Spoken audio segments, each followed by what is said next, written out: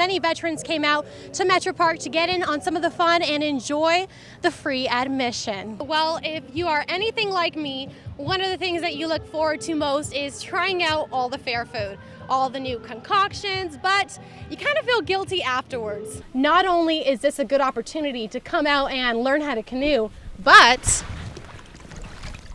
it's a chance to get up close and personal with wildlife. Earlier, I got the chance to hang out with some Head Start kids as they were getting ready to plant their gardens. These findings prompted some schools, including West High, to come together and combat cyberbullying. Even though the sexual assaults did not happen on the MSUB campus, university police are still telling students about the incidents and to be extra careful. A bee workshop teaches hobbyists how to properly maintain a beehive. Family members, friends have gathered. They're reading the names of the patients who have passed away this last year. Places like David's Bridal carry schedules to keep your wedding planning on track, because if you wait until the last minute to book your florist or your DJ, you could end up overpaying. If you want to take that extra step after locking your car, there's aftermarket devices you can use, like a steering wheel lock. Many say Veterans Day at the fair is a way to point out all the sacrifices that veterans have made to the younger generation, especially since some may eventually join the military.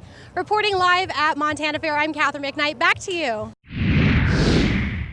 I was just angry and depressed all at once. I couldn't think, didn't have peace of mind. It can be more vicious than face-to-face bullying and more prevalent. Cyberbullying is growing rapidly, and it's tearing apart the youth in our community. The problem with cyberbullying is there's no face to it. So when you don't know who your attacker is, when you walk down the hall, it could be anyone. I just felt like I'd be confronted by everyone about it, that I wouldn't be able to be left alone. Billings high schools have confession pages on Facebook, and some entries involved extreme cyberbullying targeting students.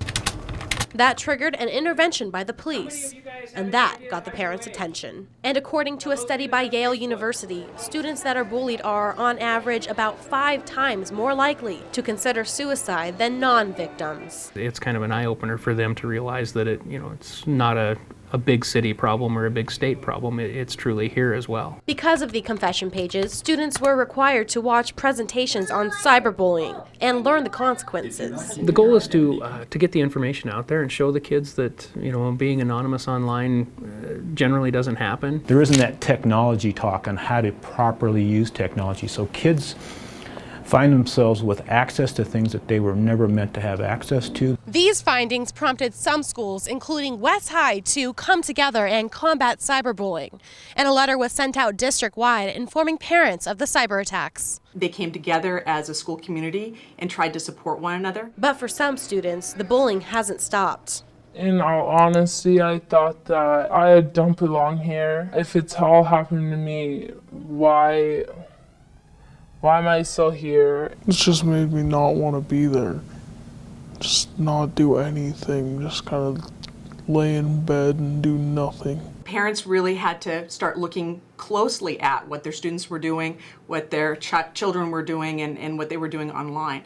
And that knowledge is power. Parents have to do whatever they can to determine A, if their kids are safe, or B, are their kids doing something bad to other people? But the damage has been done, and some students fear it will never end. I don't see it stopping because you can have so much more power behind a keyboard. Katharine MacKnight, Color 8 News. Greg and Stella, I had maybe a little too much fun finding out ways to save money when tying the knot. And for all the lovebirds who said yes when he popped the question, listen up. A change in your relationship status is usually accompanied by less change in your pocket, especially when there's a wedding.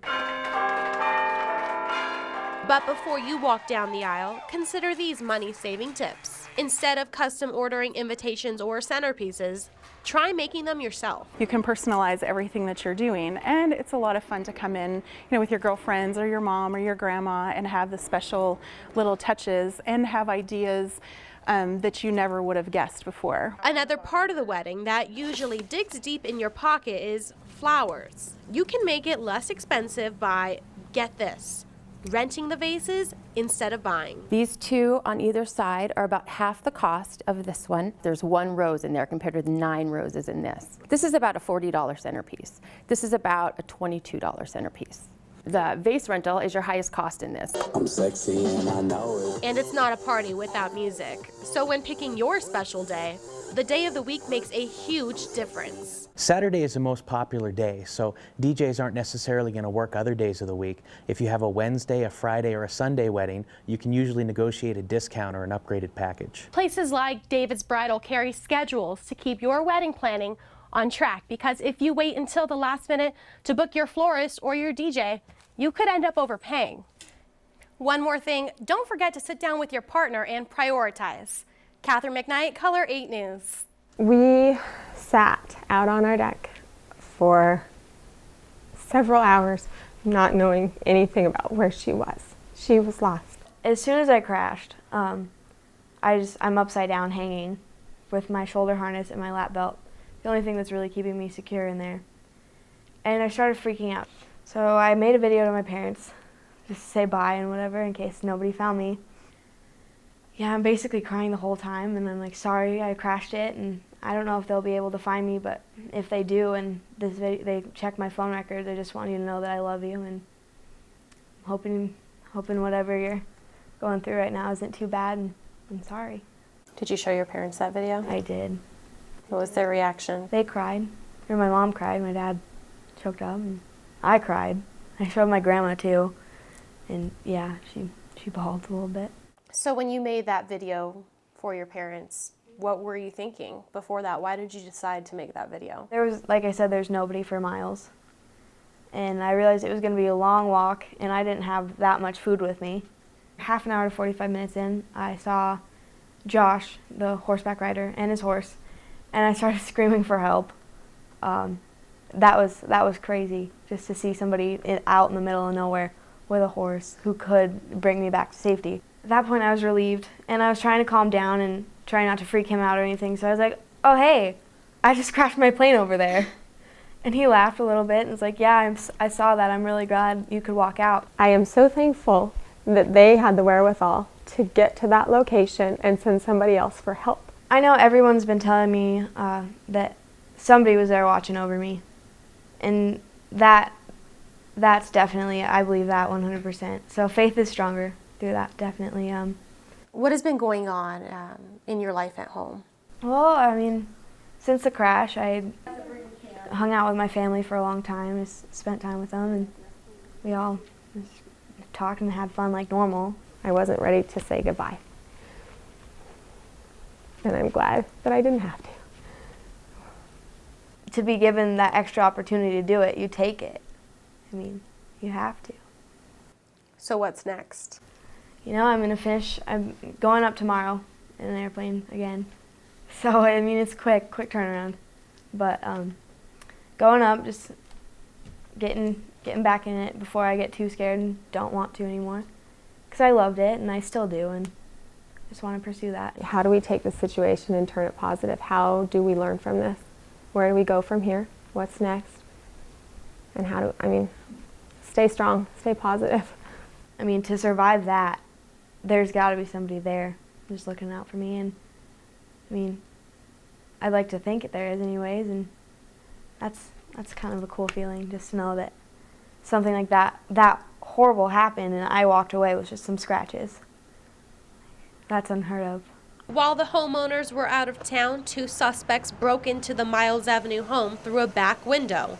The husband and wife burglars were found by an acquaintance of the homeowner, who was checking in on the house. Police officers responded, entered the home, and cleared the upstairs before finding shotgun and rifle ammo. The officers then left the house, fearing an ambush. Negotiators and the SWAT team were eventually called, and over the course of several hours, were able to successfully negotiate a surrender with the 2 suspects inside. The 2 suspects, both from Billings, surrendered, were handcuffed, and put in the back seat of different patrol cars. It was then the male suspect had a different plan. The suspect was either able to slip out of his handcuffs or get them in front of his body, climb over the cage partition and into the driver's seat of the running patrol car. Once the 29-year-old man was behind the wheel in the police car, he struck a tree, a vehicle, and Officer Dave Punt, a 19-year veteran of the police force. Officer Punt reportedly fired approximately 9 shots, striking the suspect. It shot out the back of the cop car and it hit the truck on the right side of the street, and he kept going, but he was laid over in the seat. You couldn't see him, but his foot must have been stuck on the gas because he kept going and ended up hitting our neighbor Colton's truck, and that stopped him. The male suspect lost control of the patrol car, hit a second vehicle at 9th Street West and Miles Avenue, and it was there that he was ultimately stopped. Police ran to the vehicle to find the suspect mortally wounded and tried to resuscitate him. He was taken to a hospital and confirmed dead. The female suspect was taken into custody and the investigation is ongoing. Katharine MacKnight, KOLR 8 News.